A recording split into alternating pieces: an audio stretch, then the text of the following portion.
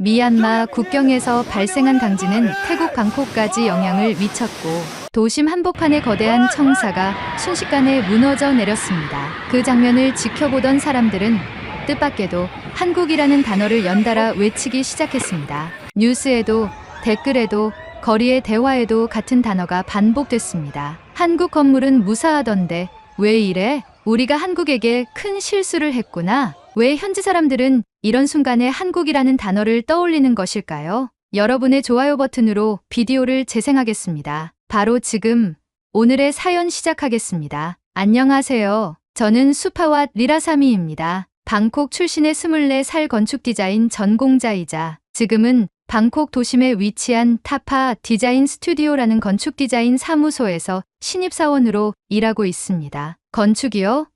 어릴 적부터 막연히 멋있다고 생각했어요. 도심을 걷다가 유난히 반짝이는 건물 앞에서 멈춰서게 되면 그게 마치 사람처럼 저를 부르는 것 같았거든요. 그래서 대학 진학도 주저없이 건축 디자인 전공으로 선택했고 열심히 공부해서 방콕에서 제법 이름이 알려진 중견 건축사무소에 입사하게 되었죠. 입사 첫날 사무실 문을 열었을 때 느껴진 공기는 아직도 기억납니다. 사람들 손끝에서 뿜어져 나오는 진지함, 벽에 가득 붙은 실내 렌더링, 모델링 위에 놓인 작은 사람 피규어들. 와, 나도 언젠가는 여기에 내 건물 하나 얹을 수 있을까? 그 설렘 하나로 저는 도면 출력 전담이라는 지금의 역할도 기꺼이 받아들였습니다. 지금 제 주된 업무는 도면 출력, 회의 자료 정리, 도서 정리, 외주 업체와의 문서 송수신입니다. 당연히 설계에는 직접 관여할 수 없죠. 처음엔 내가 여길 왜 왔나 싶은 마음이 들기도 했지만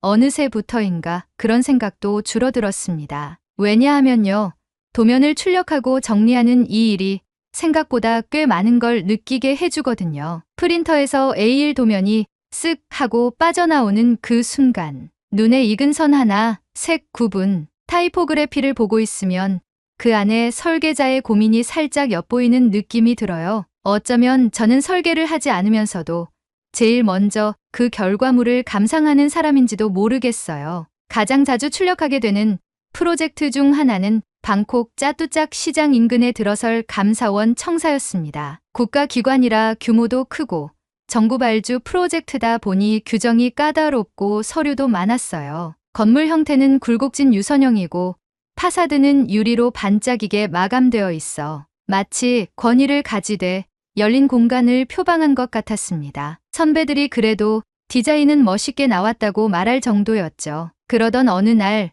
출력실에서 자료를 정리하던 중 선배 두 분의 대화를 엿듣게 되었습니다. 중국 시공사랑 태국 업체랑 합작했대. 예산은 넉넉한데 일정은 말도 안 되게 빡빡하대. 이번 프로젝트 좀 불안해. 정치 얘기랑 엮이는 순간 뭐라도 꼬일 수 있지. 저는 손에 조감도를 쥔 채 문득 멈췄습니다. 합작. 일정이 빠듯해?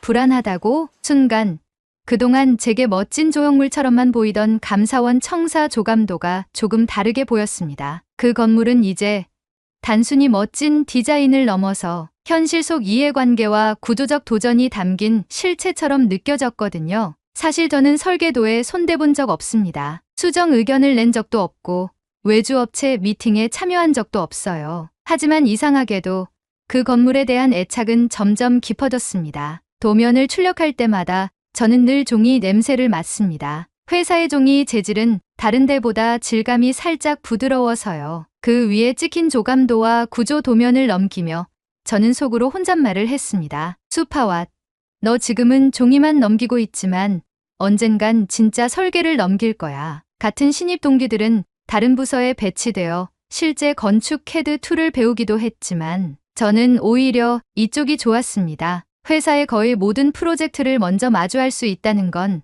초보자로서는 나름의 특권이니까요. 회의 전날이면 늘 야근이었지만 회의 자료 바인더를 정리한 다음 회의실 문 앞에 조용히 놓고 나오는 그 순간엔 작은 뿌듯함도 있었습니다. 누군가는 이 바인더 하나로 프로젝트의 흐름을 잡을 수 있겠지. 그렇게 저는 건축가의 길을 아주 느리게 그러나 확실하게 걸어가고 있다고 믿었습니다. 그 무렵 태국의 건축계에서도 내진 설계라는 단어가 자주 오르내리기 시작했습니다. 미얀마 국경 인근에서 간헐적으로 지진이 발생했고 그 여파가 방콕까지 전해지는 경우도 있었거든요. 선배들은 자주 말했습니다. 한국이나 일본 기준으로 시뮬레이션 한 번씩 돌려봐야 해. 중국 쪽 설계는 하중 계산이 엉성한 경우 많아. 저는 솔직히 그 말들이 정확히 무슨 뜻인지는 몰랐습니다. 하지만 귀에 익숙해질수록 마음속 한쪽에 작은 의문이 자리 잡기 시작했죠. 설계라는 건 단지 예쁜 건물을 짓는 일이 아닌 걸까? 그러나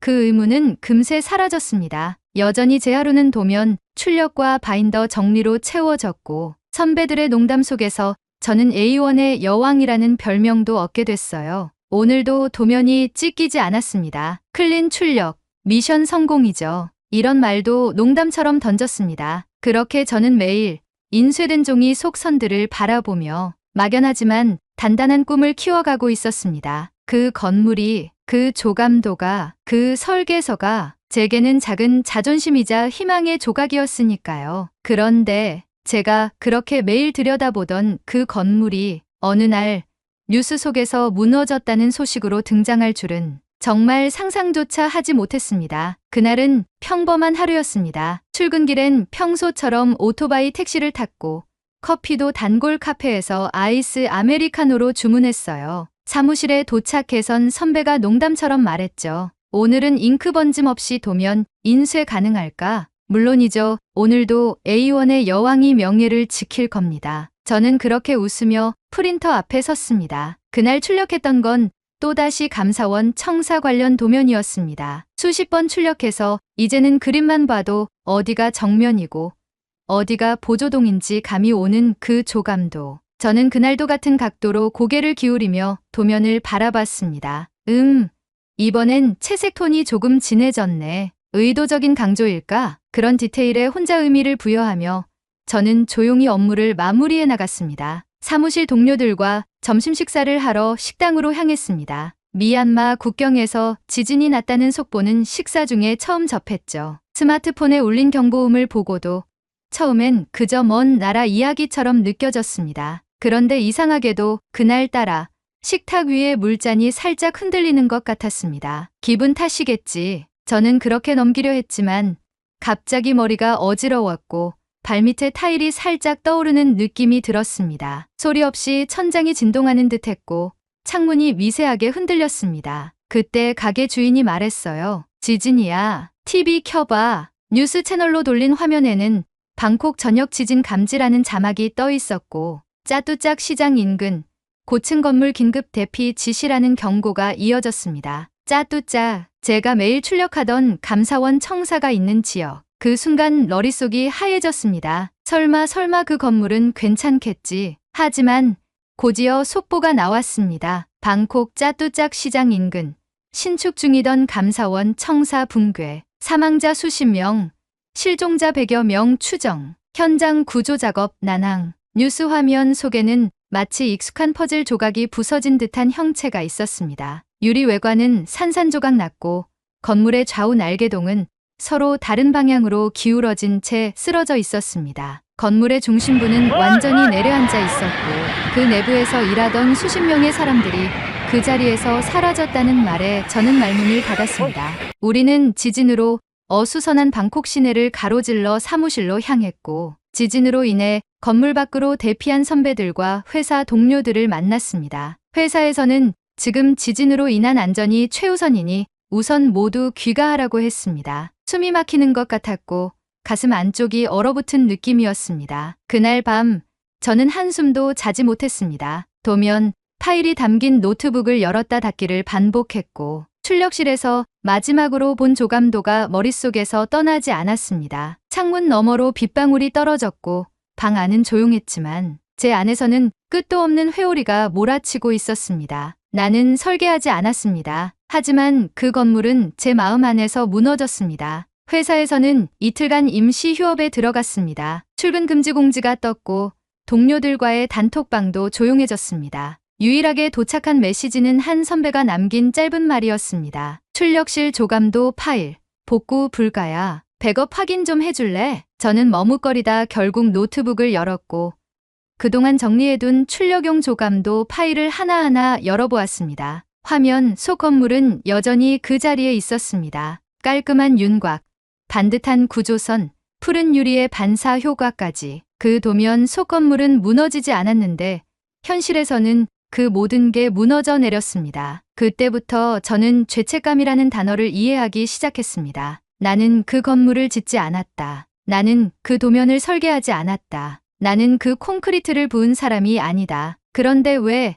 나는 이렇게 무거운 걸까? 출력실에서 도면을 들고 계단을 오르내리던 제 발걸음, 조감도를 바라보며 느꼈던 자부심, 회의실 문 앞에 바인더를 놓으며 중얼거렸던 그 말. 이게 내 건축의 시작이야. 그 말이 지금은 고통스럽게 들렸습니다. 온라인에선 이미 논란이 뜨거웠습니다. 중국 시공사니까 이렇지. 내진 설계 제대로 했을 리가. 합작이라지만 결국 값싼 자재에 부실 시공의 결과. 그 밑에는 이렇게 적힌 댓글이 있었습니다. 한국이 만든 차나칼레 대교는 진앙에서 1000km 떨어져도 멀쩡했다던데.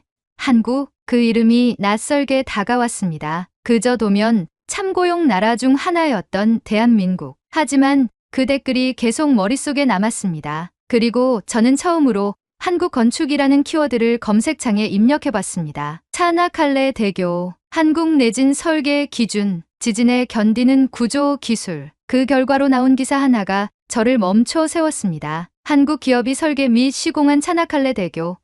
튀르키예 대지진 이후에도 구조적 이상 없음. 중국 외교관의 SNS 게시물, 중국이 지은 다리 주장은 사실 아님. 한국 시공사 명확히 밝혀져 게시물 삭제. 그 기사 하나가 제 머릿속을 뒤흔들었습니다. 설계라는 건 단지 선을 긋는 게 아니구나. 사람의 생명을 지키는 기술이고 철학이고 책임이구나. 저는 그때 처음으로 진짜 설계가 무엇인지 어렴풋이 깨닫기 시작했습니다. 그리고 내가 그걸 너무 가볍게 여겨왔다는 걸 말이죠. 한국이 만든 다리는 무너지지 않았다. 그 문장은 단순한 뉴스 헤드라인이었지만 제게는 하나의 충격이었습니다. 제가 출력하고 넘기던 도면, 속 건물이 순식간에 무너져 내렸던 그날 밤, 누군가는 1000km 떨어진 진앙에서도 멀쩡하게 남은 구조물을 말하고 있었습니다. 차나칼레 대교. 저는 새벽까지 포털 사이트와 유튜브를 뒤졌습니다. 그리고 결국 알게 되었죠. 차나칼레 대교는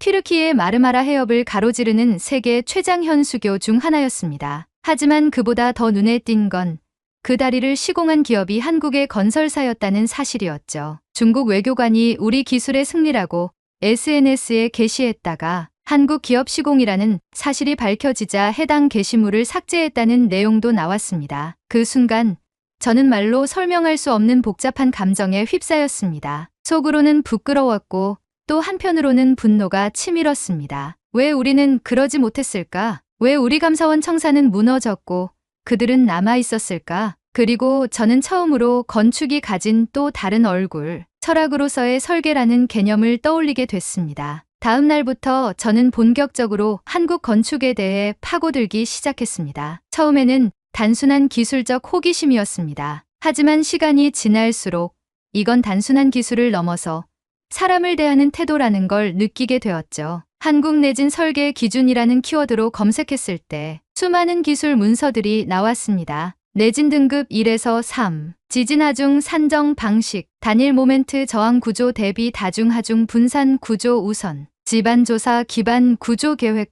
등. 처음엔 너무 낯설고 복잡했지만 하나씩 해석하며 읽다 보니 그 속에 있는 한 가지 공통된 철학이 보였습니다. 이 구조는 사람을 지키기 위해 존재한다. 그 한 줄이 머릿속에 남았습니다. 건축이란 단지 멋진 형태나 시선을 끄는 외장재의 조합이 아니라 위기 속에서 사람을 보호하기 위한 안전망이라는 사실. 그 구조물 안에 들어설 사람을 먼저 생각하는 설계. 그것이 한국이 가진 기준의 시작점이자 본질이었습니다. 이어서 찾아본 건 한국의 건축법 체계와 안전 규정이었습니다. 놀랍게도 1995년 서울에서 발생한 삼풍백화점 붕괴 사고 이후 한국은 구조안전 기준을 대폭 강화했고 이후로도 지진과 붕괴를 계기로 설계 지침이 수차례 개정되었다는 내용이 있었죠. 실패를 통해 성장하는 구조. 그건 한국 사회의 기술 발전을 이해하는 중요한 키워드였습니다. 심지어 저는 한국의 건축학교 교과 과정까지 살펴보게 되었습니다. 거기엔 건축윤리,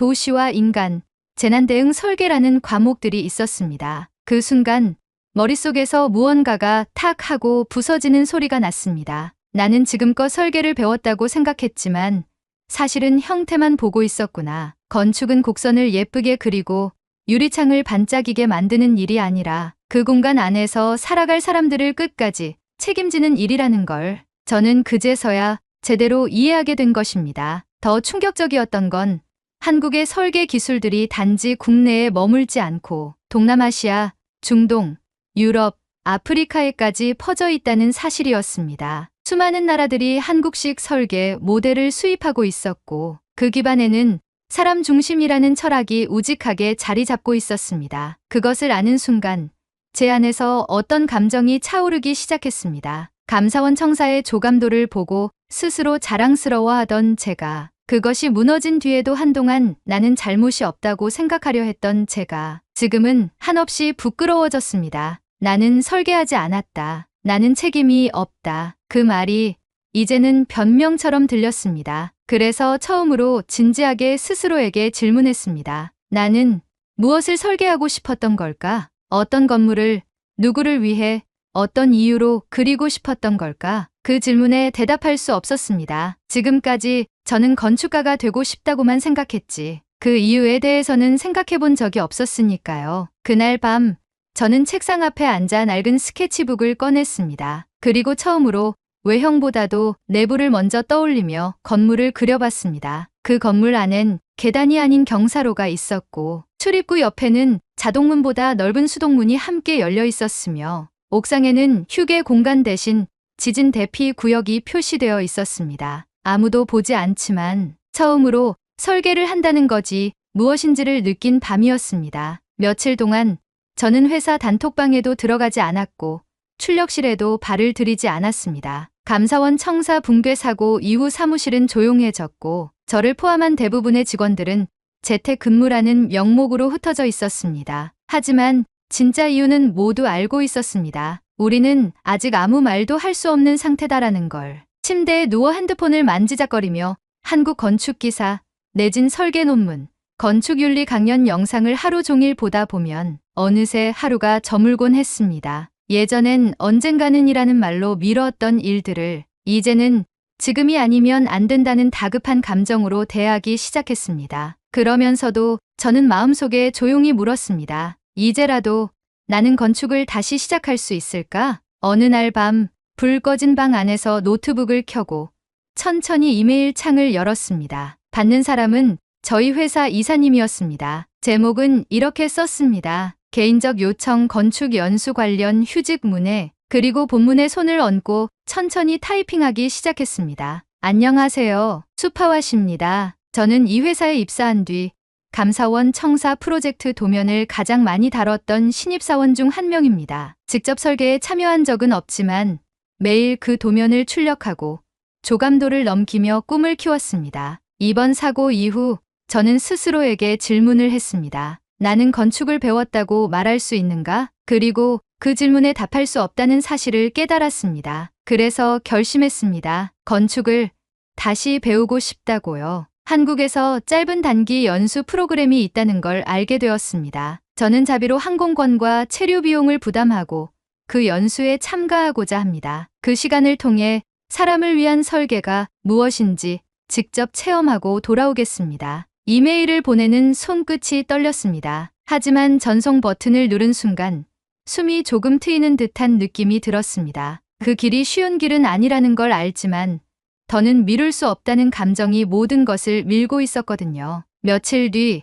이사님으로부터 짧은 회신이 왔습니다. 내가 하는 결정이라면 그 자체로 설계가 될 거야. 잘 다녀와라. 그 한 문장에 저는 한참을 울었습니다. 회사에서 누군가가 제 선택을 그렇게 단단하게 지지해주는 건 처음이었습니다. 그제야 저는 처음으로 제가 정말 이 일을 사랑하고 있었음을 실감했습니다. 수완나품 공항을 떠난 비행기는 조용히 서울을 향해 가고 있었습니다. 창밖으로는 어두운 바다가 펼쳐졌고 도시의 불빛이 멀리서 반짝였습니다. 저는 기내 조명을 켜고 가방에서 스케치북과 샤프 펜을 꺼냈습니다. 이번엔 예전처럼 멋진 파사드나 화려한 조형을 그리려 하지 않았습니다. 펜을 쥔 손끝이 조금 떨렸지만 저는 천천히 아주 조심스럽게 종이에 첫 선을 그었습니다. 왼쪽 아래에 입구를 그리고 넓은 로비를 배치했습니다. 그리고 그 옆에 계단 대신 낮은 경사로를 넣었습니다. 지진이나 화재가 났을 때 휠체어를 탄 사람은 어떻게 탈출할까? 그 질문이 머릿속을 맴돌았고 저는